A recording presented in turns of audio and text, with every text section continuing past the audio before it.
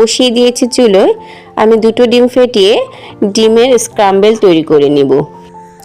আমার স্ক্রাম্বল তৈরি করা হয়ে গিয়েছে, এগুলো আমি এবার উঠিয়ে নিব। এদিকে আবার ওই একই হাঁড়িতে আমি কিছুটা তেল দিয়ে দিব। আমি কিছুটা চিকেন এভাবে কেটে নিয়েছি, চিকেনগুলো আমি তেলে দিয়ে দিব। অন্য একটি চুলোয় আমি আরেকটি হাঁড়ি বসিয়ে দিয়েছি, পরিমাণ মতো পানি দিয়েছি।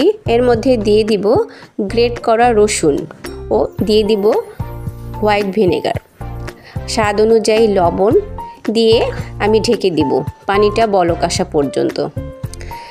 এদিকে আমি চিকেনের মধ্যে দিয়ে দিব কাঁচামরিচ বাটা, আদা রসুন বাটা, এগুলো ভালো করে মিশিয়ে আবারও দিয়ে দিব চিলি ফ্লেক্স।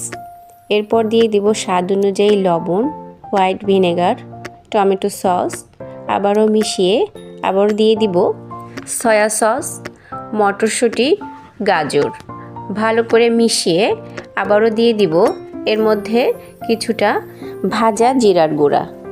আবারও নেড়ে চেড়ে এর মধ্যে দিয়ে দিব পেঁয়াজটাকে দিয়ে ভালো করে মিশিয়ে 2 মিনিটের জন্য রান্না করে নেব।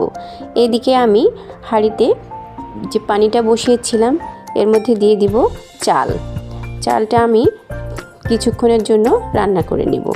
এদিকে দিয়ে দিব আমি বারবিকিউ সসটা দিয়ে নেড়ে চেড়ে আমি ঢাকনা দিয়ে ঢেকে চুলাটা অফ করে দেব।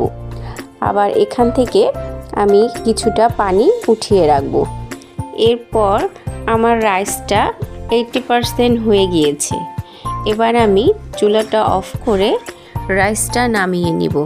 এবার চিকেনের উপর রাইসটা আমরা সুন্দর করে লেয়ার করে নিব। এবার দিয়ে দিব ডিমের স্ক্রাম্বলগুলো, ভালো করে দেওয়ার পরে আবারও এই রাইস দিয়ে দিব। রাইসটা ভালো করে দেওয়ার পরে কিছুটা স্প্রিং অনিয়ন দিয়ে দিব। ভালো করে স্প্রিং অনিয়ন দেওয়ার পরে আবারও ওর উপরে রাইস দিয়ে দিব। এবার দিয়ে দিব যে পানিটা আমরা উঠিয়ে রেখেছিলাম। এর উপরে দিয়ে দিব কিছুটা ঘি, 2 চামচ ঘি দিয়েছি, আর কিছুটা দিয়ে দিব সয়াবিন তেল। আবারও স্প্রিং অনিয়ন দিয়ে আমি 10 মিনিটের জন্য চুলার আঁচ একদম লো ফ্লেমে রেখে রান্না করব।